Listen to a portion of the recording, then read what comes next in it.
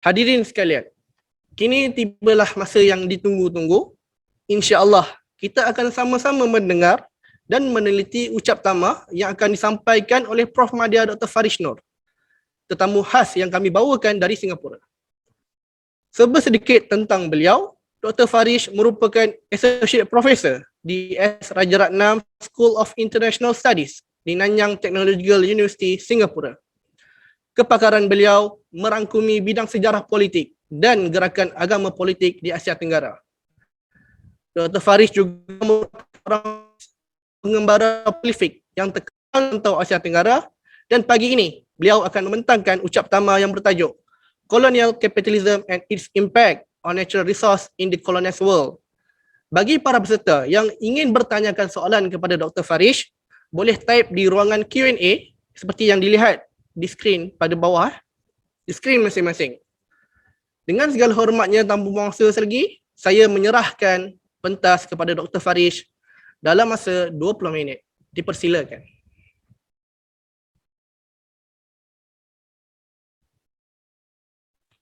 Doktor, unmute. Maaf. Okey. Okey. Baik, terima kasih kepada Tuan Pengerusi, dan saya ingin mengucapkan terima kasih kepada pihak IRIS untuk kerana mengundang saya untuk bincang tentang topik yang saya rasa amat penting dalam konteks politik antarabangsa zaman ini. Kita mula dengan masalah pandemik COVID yang kita lihat, ya. Dan bagaimana amat jelas kita dapat lihat bahawa ada satu jurang perbezaan yang begitu besar antara negara-negara yang maju dan negara-negara yang membangun, khususnya dalam proses mendapat vaksin ini. Dan ini adalah kerana jurang kekayaan, ya, the wealth gap antara negara yang maju dan negara yang membangun, antara barat dan timur, yang merupakan salah satu legasi daripada period kolonialisme, imperialisme abad ke-17, 18, 19 dan awal abad ke-20 hingga ke hari ini.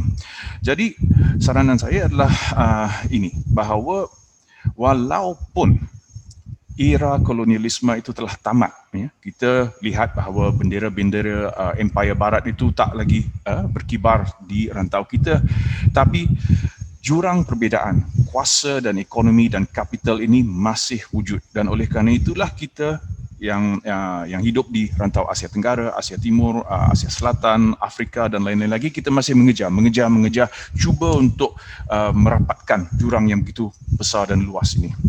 Jadi kita tak dapat lari daripada hakikat bahawa walaupun kolonialisme telah tamat, ya, secara formalnya, realitinya ialah kita hidup dalam dunia alam pasca kolonial di mana begitu banyak kesan kolonialisme yang masih ada, dan salah satu kesannya adalah logik ekonomi dan cara bagaimana kita mengurus ekonomi kita di Asia, di Afrika, di Amerika Latin dan lain-lain lagi. Jadi di sini hari ini saya ingin bincang tentang logik kolonial kapitalisme. Saya gunakan istilah kolonial kapitalisme yang digunakan oleh Syed Hussein Alatas dan beberapa sejarawan lagi, dan saya menganggap Syed Hussein Alatas itu antara guru-guru saya, ya. Banyak idea-idea yang saya gunakan itu datang daripada tulisan-tulisan beliau. Jadi saya ingin mengupas, ya, konsep kolonial kapitalisme ini, dan saya ingin menekankan mengapa begitu penting kalau kita ingin bercakap, menulis, meneliti, ya, sejarah kolonialisme. Kita tak dapat berbincang tentang kolonialisme dan imperialisme tanpa menyentuh logik kapitalisme. Ya. Jadi kita bermula dengan premis yang simple, ya. Di zaman ini, apabila sejarawan-sejarawan, ya, analis, penulis menulis tentang sejarah kolonialisme Barat, ya, Western colonization yang berlaku di Asia dan Afrika, seringkali kita mendapat gambaran bahawa era kolonialisme ini yang bermula dengan kebangkitan Spanyol dan Portugal dan bagaimana Spanyol dan Portugal keluar daripada rantau Eropah dan menemukan benua baru, benua Amerika. Kita menganggap bahawa era ini daripada zaman pengembaraan Eropah hingga ke abad ke-20 ini sebagai satu zaman, satu era yang homogen, mempunyai sifat yang homogen. Ya. Seakan logik kolonialisme itu sama dalam period 500 tahun. Tesis saya adalah bahawa itu sebenarnya tidak begitu tepat. Ya, tidak begitu tepat. Ya, ada ciri-ciri yang sama, iaitu bahawa ini adalah negara-negara Eropah yang berkembang, menjadi kuat, membangunkan ekonomi mereka dan membangunkan tenaga dan kuasa ketenteraan mereka untuk menakluk dunia. Tetapi dalam period 500 tahun ini saya rasa logik, mentaliti itu berubah. Ya. Kita mesti ingat bahawa apabila Eropah mula keluar penggemar Eropah, European explorers ini mula ke Afrika, ke Asia, ke Amerika, pada abad ke-16 logik yang mendorong proses ini adalah satu logik yang agak berbeza, iaitu mereka masih dalam keadaan konflik kerana ini berlaku apabila Eropah baru saja muncul keluar daripada zaman kegelapannya, the Dark Ages, dan masih berperang dengan tamadun Arab. Jadi ini adalah sisa-sisa daripada perang salib, ya, the Crusades yang berlaku antara Eropah dan tamadun Arab pada waktu itu. Jadi oleh kerana itu kalau kita membaca tulisan-tulisan pengembara Portugis dan Spanyol yang datang ke Asia Tenggara pada masa itu, Antonio Pigafetta sebagai contoh, ya, yang menulis tentang pelayaran Ferdinand Magellan yang datang ke Filipina. Ya. Apabila kita membaca tulisan Antonio Pigafetta, kita lihat bahawa apa yang mendorong proses ini adalah keinginan kuasa-kuasa Eropah ini untuk meruntuhkan, menjatuhkan sistem ekonomi antarabangsa yang telah ditubuhkan oleh masyarakat Asia, dan khususnya untuk memecah monopoli perdagangan yang pada masa itu didominasikan oleh saudagar-saudagar, komuniti saudagar Muslim. Ya. Jadi dalam tulisan Antonio Pigafetta, ya, ia merakamkan bagaimana dari satu tempat ke tempat lain mereka membakar, memusnahkan, merobohkan kota-kota, pelabuhan-pelabuhan yang pada waktu itu dikuasai oleh kuasa-kuasa Muslim di Asia. Kita lihat bahawa dalam tulisan Pigafetta waktu itu, apa yang mendorong proses ini adalah satu perception of threat, ya, di mana tamadun Islam itu dianggap bersaing dengan tamadun Eropah. Tapi proses ini berubah pada awal abad ke-17 dengan berlakunya perang 30 tahun, the 30-year war di Eropah, di mana kuasa-kuasa Eropah ini berperang antara satu sama lain. Ini satu faktor yang kita mesti ingat, ya, jangan lupa. Salah satu faktor yang mendorong, ya, imperialisme dan kolonialisme Barat itu adalah persaingan antara kuasa-kuasa Eropah sendiri. Ya, kerana dengan kebangkitan Spanyol dan Portugal, kuasa-kuasa lain di Eropah, khususnya Inggris, Belanda, Perancis dan lain-lain negara, semakin takut kepada Spanyol dan Portugal kerana Spanyol dan Portugal menjadi negara-negara yang paling kaya dan paling kuat di Eropah. Jadi persaingan ni sebenarnya bukan persaingan antara Eropah dan Asia, tapi sebenarnya persaingan intra-Eropah, antara kuasa-kuasa Eropah itu sendiri.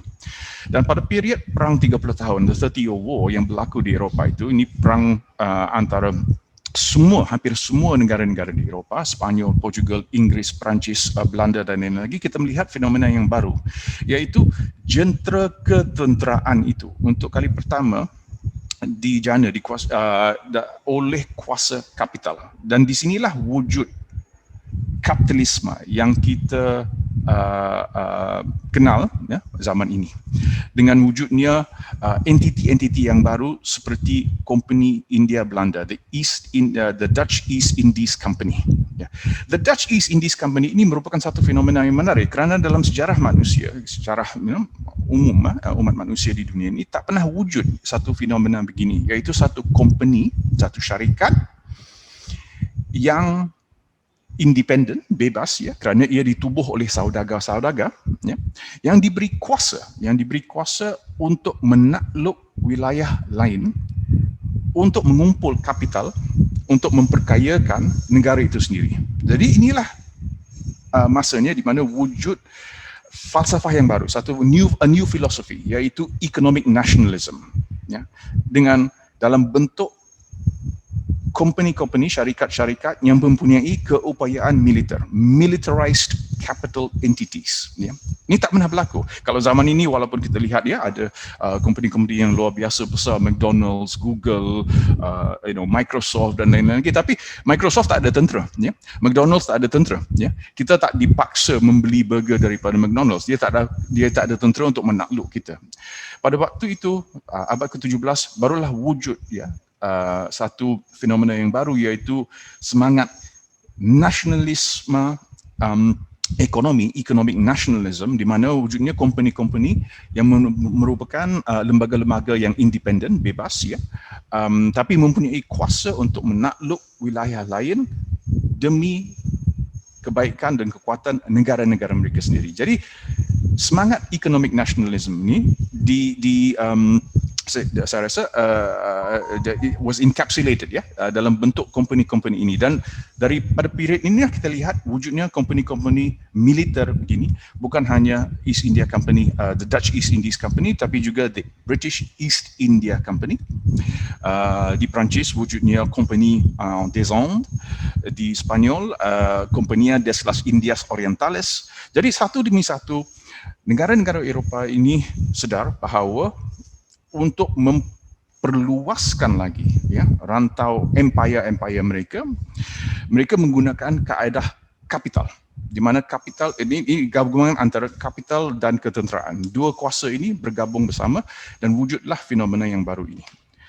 Nah, kita tahu, yang saya rasa ramai yang hadir memang dah tahulah tentang sejarah apa yang berlaku di rantau kita, bukan hanya di Asia Tenggara tapi juga di Asia Selatan, di benua India dan lain-lain lagi. Kita lihat bahawa yang menakluk India, yang menakluk Burma, yang menceroboh masuk ke dalam urusan politik di Semenanjung Tanah Melayu, di Sumatera, bukanlah kerajaan Belanda, bukanlah kerajaan Sepanyol, bukanlah kerajaan Inggeris, tapi company-company ini. Yang menakluk India mulanya adalah company India Timur Inggeris, ya, company yang masuk ke India dan mula menguasai kawasan-kawasan, bermula dari Bengal, dari Calcutta, dan kemudian menjadi lebih kuat hingga seluruh utara India dan akhirnya selatan India juga ditakluk bawah naungan company ini. Nah, ini merupakan satu fenomena yang luar biasa. Kalau ingin tahu lagi tentang ini, saya rasa satu buku yang sangat menarik adalah tulisan Peter Carey, teman saya, Peter Carey dari Oxford, yang menulis tentang Inggris di Jawa. Ini satu buku yang sangat-sangat menarik dan saya rasa ini satu buku yang sangat penting. Mungkin satu hari nanti kita dapat ada perbincangan tentang buku ini. Buku The British in Java, Inggris di Jawa. Sekarang ni buku ini diterbit dalam bahasa Indonesia juga. Jadi kita dapat membaca bersama. Dan ini buku yang menarik kerana Peter Carey memberi gambaran yang sangat menarik tentang bagaimana apabila datangnya company India Timur ini yang menakluk India, Jawa. Jangan lupa ya, Jawa juga pernah dijajah oleh Inggeris selama 6 tahun, antara tahun 1811 hingga 1816. Dalam period 6 tahun ini, bagaimana ekonomi Jawa itu telah diubah ya, sesuaikan untuk kehendak company India Timur Inggeris. Jadi dua poin yang saya ingin sampaikan ya. Kalau kita ingin memahami ya, logik kolonialisme dan imperialisme daripada abad ke-18, 19 dan 20, kita tak dapat lari daripada hakikat bahawa proses kolonialisme ini telah didorong dan diterajui oleh logik kapital. Dan kapitalisme dan kolonialisme ini hubung kaitnya amat dekatnya. Ada dua dampak, ya, two factors yang wujud. Yang pertamanya adalah perubahan dalam persepsi masyarakat Asia sendiri tentang alam semula jadi dan juga relasi manusia dengan alam semula jadi. Ya. Ini perubahan yang ada banyak perubahan yang berlaku, tapi ada dua faktor yang penting yang saya ingin tekankan. Yang pertama adalah ini, perubahan ini berlaku pada tahap nominal. Ya. Nah, this is what we call nominalism, di mana cara bagaimana kita mengenal realiti material di keliling kita ni berubah dengan wujudnya vocabulary yang baru. Kerana apa yang berlaku? Dengan datangnya company syarikat-syarikat kolonial ini di rantau kita, relasi kita manusia yang hidup di rantau Asia Tenggara ini dengan alam semula jadi di keliling kita ni berubah.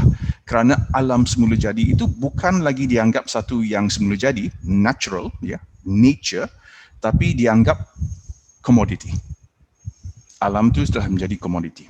Jadi apabila kita lihat bukit, gunung, sungai, kita lihat pohon-pohon di hutan, tak kiralah durian ke, rambutan ke, pisang ke apakah, itu bukan lagi alam semula jadi tapi dianggap komoditi. Komoditi yang dapat dikumpulkan dan yang dapat dieksploitasikan, dapat digunakan untuk kehendak-kehendak ekonomi. Jadi dengan wujudnya vocabulary yang baru ini, relasi kita, masyarakat yang hidup di Asia Tenggara itu juga berubah kerana vocabulary yang baru itu wujud. Dan nominalisme begini, ia mencerminkan perbezaan relasi kuasa, power differentials antara penjajah dan orang yang dijajah. Kalau ingin baca lagi tentang topik ini, satu buku yang sangat menarik dan saya rasa juga sangat penting dalam penelitian kita adalah tulisan Tsvetan Todorov, The Conquest of America. Dalam bukunya The Conquest of America, Todorov menumpukan fokusnya kepada bahasa dan wacana, language and discourse yang digunakan oleh kuasa-kuasa kolonial, khususnya orang Spanyol apabila mereka menakluk benua Amerika. Dan tesisnya, argumennya adalah keganasan yang berlaku itu bukan hanya berlaku pada tahap material dan fizikal, bukan hanya pembunuhan, kemusnahan kota-kota masyarakat pribumi di Amerika, tapi ia bermula daripada bahasa itu sendiri. Apabila benua ini dinamakan Amerika, maka identiti masyarakat itu pun dah berubah. Mereka diberikan satu identiti baru, iaitu identiti Eropa. Ya. Jadi mereka tak dapat menamakan diri mereka sendiri. Nama-nama mereka, nama diri mereka, tanah mereka, apa saja yang ada di alam bumi mereka, pohon, semua berubah dan diberikan nama-nama Latin, nama-nama Spanyol, nama-nama Portugis dan lain-lain lagi. Nah, ini juga berlaku di Asia Tenggara, ya.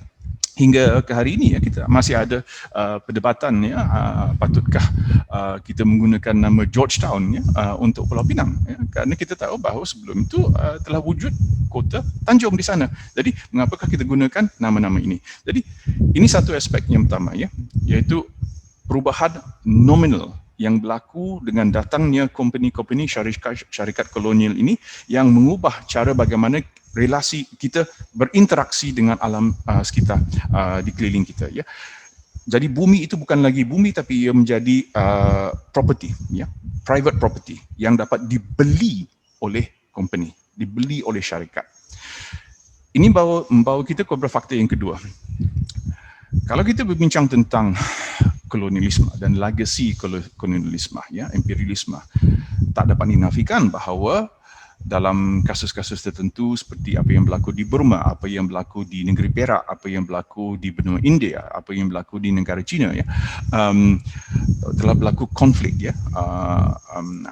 peperangan yang besar, seperti perang Pelasi di Bengal, perang Rangoon, Burma ditakluk oleh Inggeris setelah 3 peperangan, the first, second and third Anglo-Burmese Wars, perang pertama tahun 1824 hingga 26, perang kedua tahun 1893-55 dan perang Anglo-Burma yang ketiga 1885. Jadi memang berlaku peperangan yang besar, pertempuran yang besar dengan tentera besar, beribu-ribu yang mati, seperti mana apabila Inggeris menakluk Jawa, kota Yogyakarta diserang, dibom oleh tentera company Inggeris. Tapi sebalik itu ada juga satu aspek yang lebih halus, bahawa penjajahan itu berjaya bukan hanya kerana kekerasan yang digunakan, tapi kerana masyarakat yang dijajah itu menerima logik kolonial kapitalisme yang dianjurkan oleh pihak penjajah. Nah, kalau kita membaca tulisan Ibn Khaldun, kan Ibn Khaldun menulis tentang mengapa dan bagaimana penjajahan itu dapat berjaya. Penjajahan itu berjaya apabila masyarakat yang dijajah itu menerima, ya, bulat-bulatnya menerima logik penjajah. Nah, ini yang berlaku di seluruh rantau Asia dan Afrika. Kerana bukan sahaja kuasa-kuasa Barat ini berjaya dalam pertempuran-pertempuran yang berlaku, perang-perang yang berlaku, tapi setelah itu masyarakat yang dikalahkan dan dijajah itu pula menerima logik kolonial kapitalisme ini sebagai logik dan ekonomik praksis mereka sendiri. Dan kalau kita baca tulisan John Anderson, ya, yang menulis tentang peranan yang dimainkan oleh company India Inggris di Sumatera, walaupun John Anderson tidak ingin, ya, company India Timur Inggris masuk campur dalam politik Melayu di Sumatera, beliau amat gembira apabila beliau dapat memujuk, ya, masyarakat Sumatera mengguna mata wang Inggeris, mata wang company syarikat Inggeris. Kerana apabila itu berlaku, itu bermakna mereka telah masuk ke dalam sistem ekonomi kolonial itu. Nah, ini yang penting. Kita mesti ingat bahawa kolonialisme itu tidak hanya menggunakan kekerasan, tapi ada juga cara-cara yang lain, yang lebih lembut, lebih halus, dan ini termasuklah ekonomi. Dari faktor yang ketiga, kenapakah ini berlaku? Kenapakah kuasa-kuasa Barat itu ingin memperluaskan, ya, zon kolonial imperial mereka di seluruh dunia? Balik kepada poin pertama yang saya bangkitkan tadi. Ini adalah kerana konflik yang berlaku di Eropah, ya. Kerana apabila Spanyol dan Portugal membangun menjadi kuasa-kuasa empire, Inggris, Belanda, Perancis semakin takut kepada jiran mereka sendiri. Jadi apa yang mendorong proses ini adalah persaingan antara kuasa-kuasa Eropah. Jadi perang-perang mereka, pertempuran dan konflik yang berlaku di Eropah itu menjadi masalah untuk seluruh dunia. Ia menjadi masalah untuk seluruh dunia kerana dengan kekayaan yang mereka dapat daripada Asia dan Afrika itu, ini dapat membangun ekonomi mereka dan juga teknologi di Eropah. Jangan lupa, ya, apabila Spanyol dan Portugis datang ke Asia Tenggara pada awal periodnya, apabila abad ke-16, apabila Spanyol dan Portugal baru saja datang ke Asia Tenggara, jurang perbezaan teknologi antara Barat dan Timur itu tidak begitu besar, ya. Kita membaca tulisan Alfonso de Albuquerque the Younger, anak Alfonso de Albuquerque, ya, setelah mengalahkan kuasa Melaka dan menakluk kota Melaka, Portugis membuat inventory, ya. Mereka mendapatkan segala senjata yang ada di tangan tentera Melaka yang telah ditewaskan, dan mereka ketemukan lebih 3,000, ya, senapang yang digunakan oleh tentera Melaka pada waktu itu.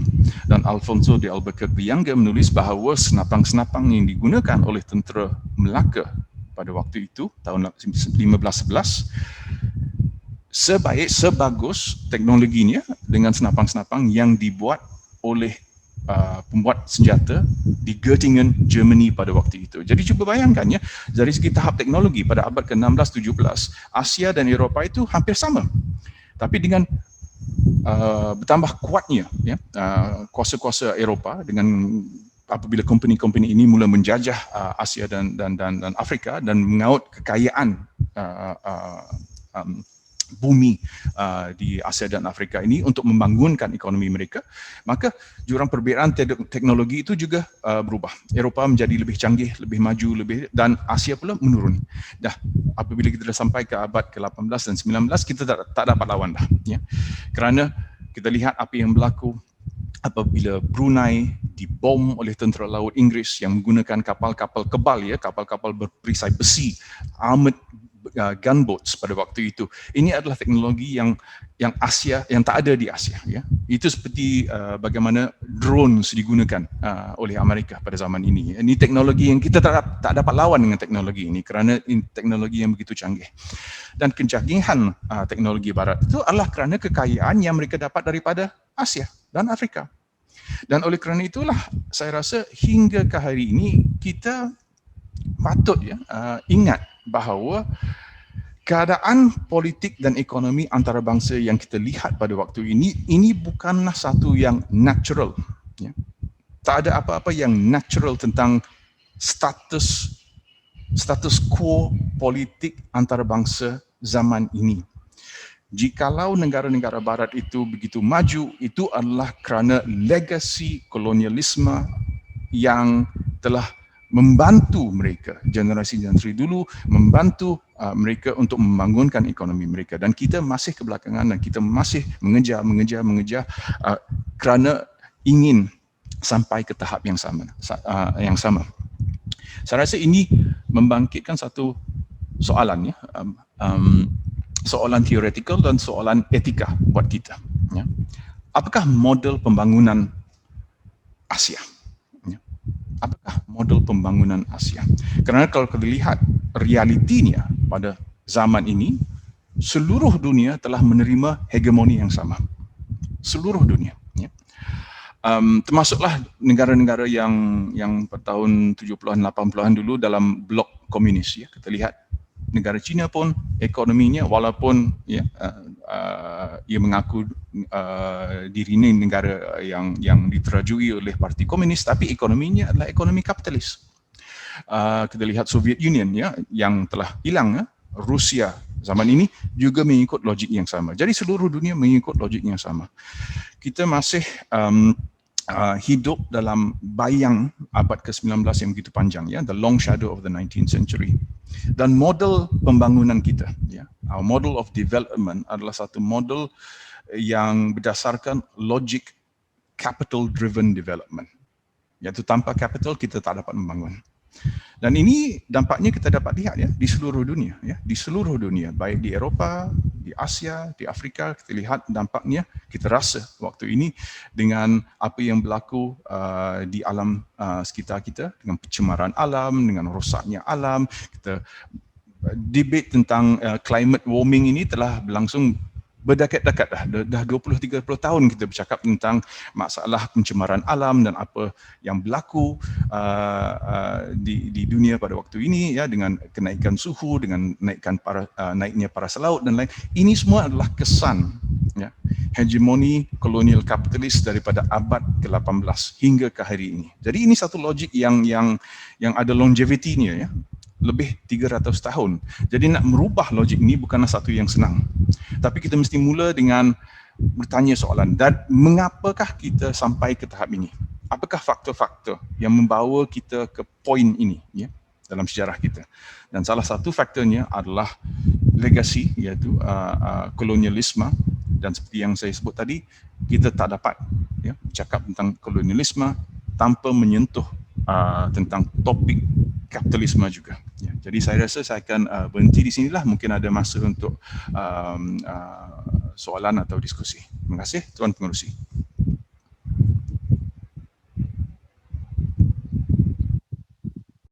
Terima kasih Dr. Farish atas ucap tamu yang cukup baik tadi.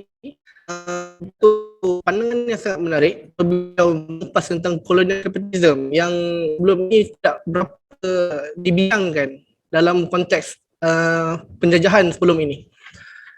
Saya menerima banyak soalan daripada audiens kepada doktor, tapi saya terpaksa pilih beberapa soalan kerana kita tidak ada masa yang panjang untuk Q&A.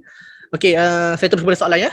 Ya, silakan. Sebelum tu, saya difahamkan doktor dalam proses nak menerbitkan buku yang baru, The Long Shadow of the 19th Century. Adakah dia menceritakan ataupun mengungkap benda yang sama yang disebut oleh doktor sebelum tadi?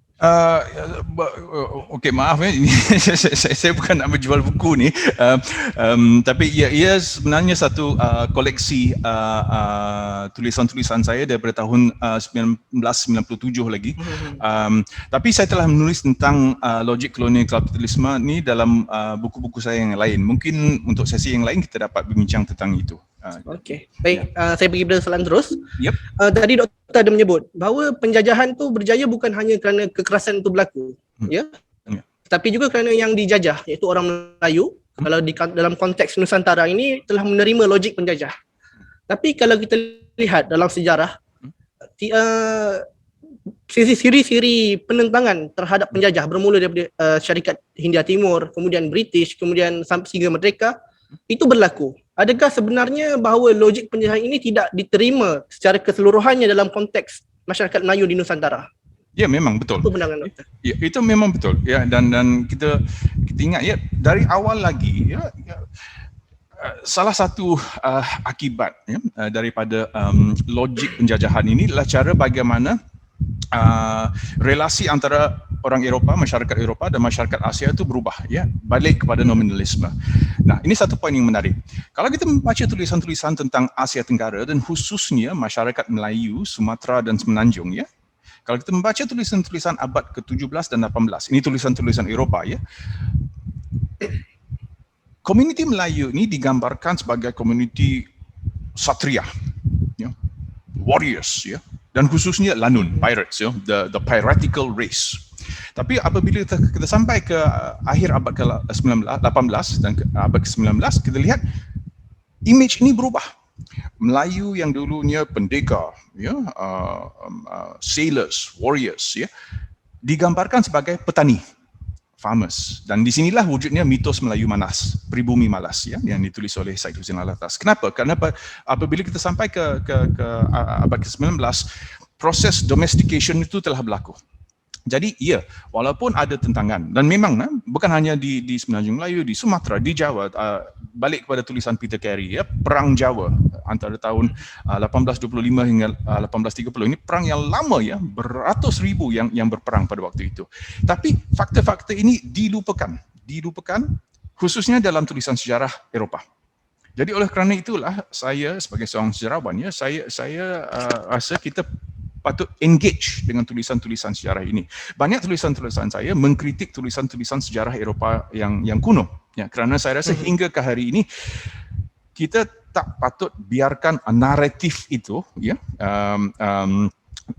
kita patut mencabar naratif itu. Jangan biarkan naratif itu.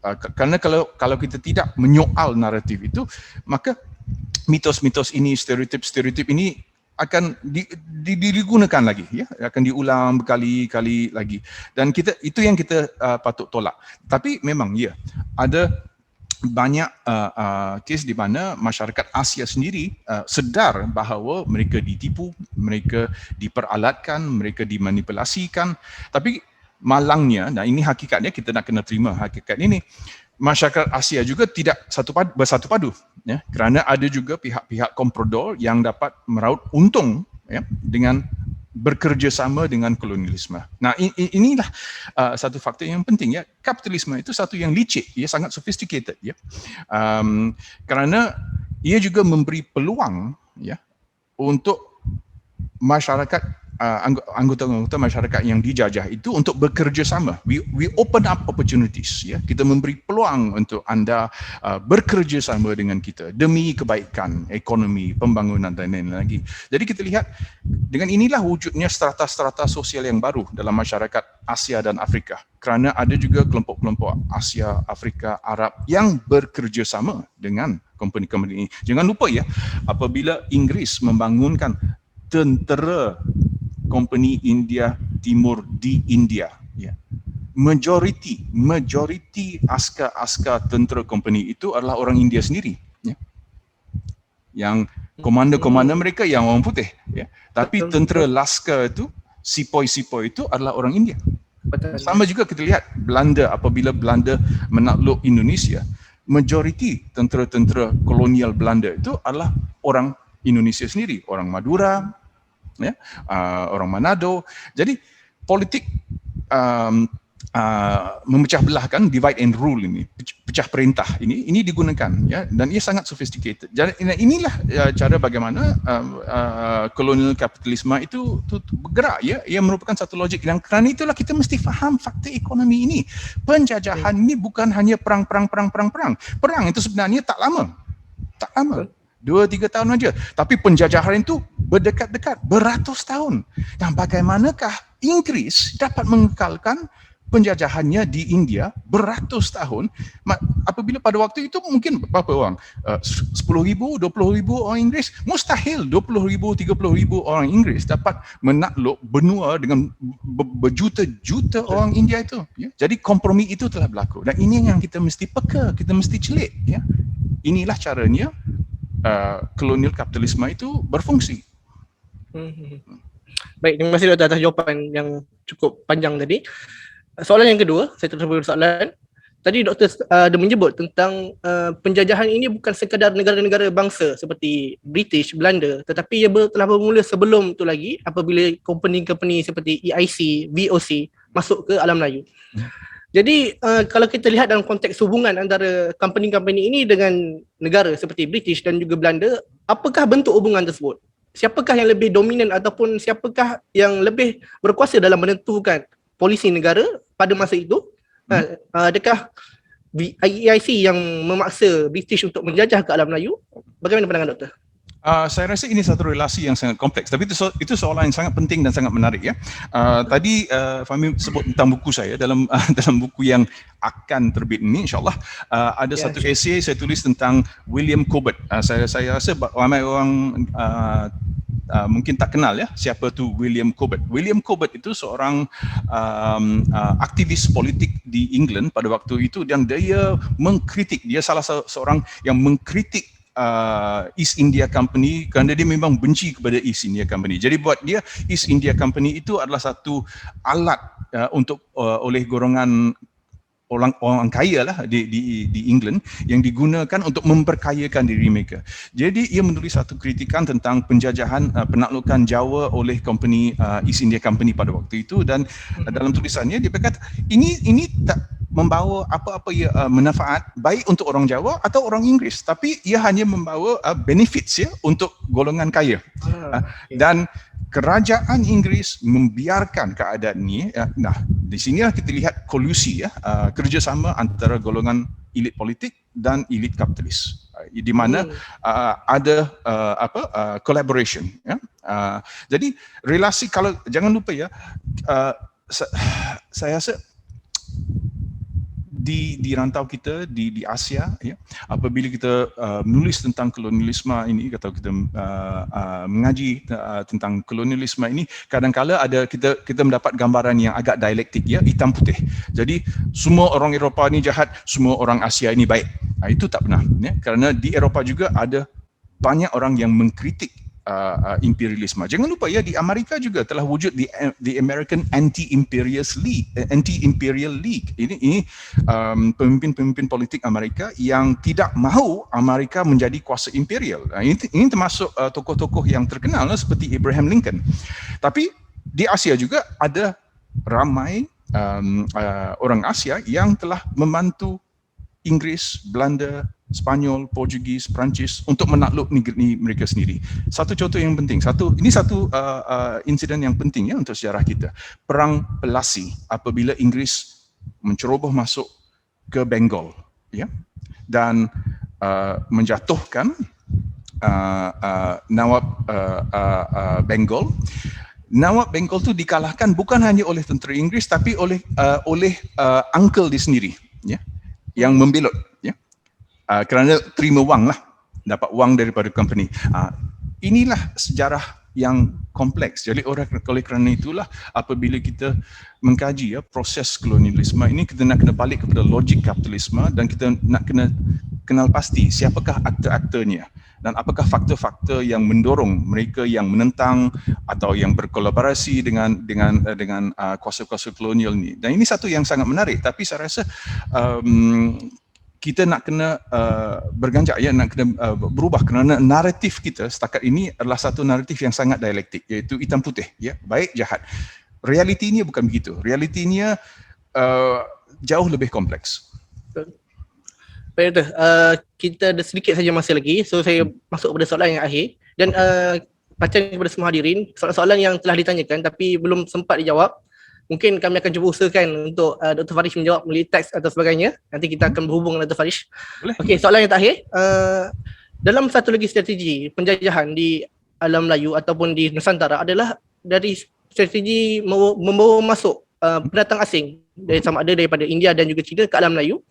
Jadi pada pandangan doktor, apakah kesan pada strategi tersebut dan hari ini masih lagi berterusan, maksudnya kesan strategi yang telah dilaksanakan oleh kolonial pada masa itu? Ya, kan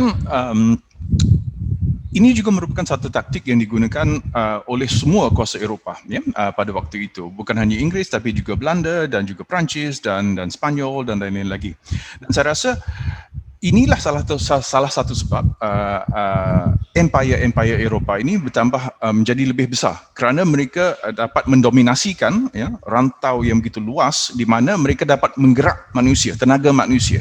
Jadi kita lihat dalam proses penaklukan Burma oleh Inggeris. Apabila Burma ditakluk oleh Inggeris, mereka membuka ruang untuk orang-orang dari India datang ke Burma. Tapi tiap-tiap komuniti yang dibawa ini juga diberi peranan yang khusus ya. Jadi kita lihat orang India yang dibawa ke Burma itu dibawa untuk matlamat tertentu. Pertamanya untuk tentera kolonial di Burma. Satu. Oleh kerana itu kita lihat polis di Burma pada waktu itu zaman kolonial hampir semuanya datang dari India. Ya. Keduanya dalam proses membangunkan ekonomi kolonial. Jadi ramai yang datang di Burma itu adalah golongan cetia yang menjadi moneylenders ya, meminjam duit. Jadi itu memberi mereka peluang untuk memperkembangkan lagi ekonomi mereka di sana sampailah ke satu tahap di mana kita lihat pada awal abad ke-20-an tanah yang subur di kawasan Delta Irrawaddy ya, keliling dari Ava ke Rangoon itu ini tanah yang digunakan untuk sawah padi dan lain-lain itu, tanah itu semua dalam tangan saudagar-saudagar dari India kerana mereka meminjam wang kan, dan mereka dapat tanah. Nah ini pula akan mencetuskan konflik. Ini akan mencetuskan konflik kerana akhirnya memanglah akan wujud ya kecurigaan, iri hati, kebencian kepada komuniti-komuniti dari India ini. Tapi pihak kolonial ya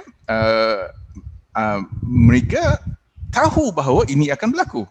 Nah ini berlaku dengan sengaja kerana kalau masyarakat Asia bertempur ya, konflik antara satu sama lain, maka kuasa kolonial itu akan kekal. Ya, kerana mereka akan menjadi dominant power yang akan mententeramkan, mendamaikan konflik sosial etnik yang berlaku, walhal konflik sosial etnik yang berlaku itu dimulakan oleh mereka sendiri. Jadi oleh kerana itulah kita nak kena faham ya, kapitalis ini bukan orang yang bodoh. Dia memang bijak, dia tahu apa yang buat. Apa yang berlaku ini dirancangkan. Ia tak berlaku secara accident ya, ini bukan accident. Mereka tahu dan kita lihat sama yang berlaku di Afrika ya, British membawa orang India ke Kenya, ke Afrika Selatan dan lain lagi again untuk sebab-sebab matlamat yang sama. Belanda melakukan yang sama di seluruh rantau Indonesia dan lain-lain lagi. Jadi saya rasa logik pecah perintah ini adalah sebahagian daripada logik kolonial kapitalisme dan kita malangnya ya, kita merasa dampaknya hingga ke hari ini ya, dari segi displacement of population dan lain-lain lagi kita rasa dan peranan komuniti-komuniti tertentu seperti peranan komuniti Melayu atau Jawa dalam perusahaan ya dan bisnes itu akhirnya menurun. Kenapa? Kerana kita lihat polisi ya, colonial education yang diketemukan oleh orang-orang seperti Winstead dan lain-lain lagi. Mereka membawa satu polisi yang baru di mana komuniti-komuniti pribumi ini dianggap balik kepada mitos pribumi malas, komuniti yang tak faham sains, jadi akan diajar untuk tanam padi, tangkap ikan dan lain lagi. Jadi peranan economic role itu semakin kurang dan inilah akhirnya yang menyebabkan komuniti-komuniti pribumi seperti apa yang berlaku di Jawa itu memberontak ya dengan wujudnya syarikat dagang Islam di Jawa. Kerana inilah respons orang Jawa kepada Belanda, penjajah Belanda untuk membuktikan bahawa masyarakat Jawa masih mempunyai role ekonomik yang penting dan dapat bersaing dengan ekonomi kolonial. Jadi balik kepada poin yang awal tadi ya, semua faktor-faktor ini, taktik pecah perintah, logik kolonial kapitalisme, mereka sebenarnya semuanya ada sangkut pautnya dalam satu struktur kolonial kapitalisme yang besar. Jadi oleh kerana itulah kalau kita nak mengkaji kolonialisme ini, janganlah fokus hanya kepada perang. Aspek sosiologinya penting, aspek antropologinya penting, aspek political economy-nya penting, dan juga cara bagaimana logik kolonialisme ini menyerap masuk ke dalam masyarakat-masyarakat yang dijajah. Jadi ini memerlukan satu approach yang bersifat multidisciplinary. Sejarah ini bukan hanya setakat tarikh, tempat, nama. Ya, ada banyak lagi teori yang kita tak patut gunakan, Baik, terima kasih banyak-banyak. Terima kasih sekali lagi saya ucapkan kepada Dr. Farish atas kesudian beliau bersama-sama kita terima kasih juga ucap nama dan menjawab persoalan yang telah dikemukakan. InsyaAllah soalan-soalan yang kita tak sempat jawab, kita akan jawab selepas ini. Terima kasih sekali lagi kepada Dr. Farish.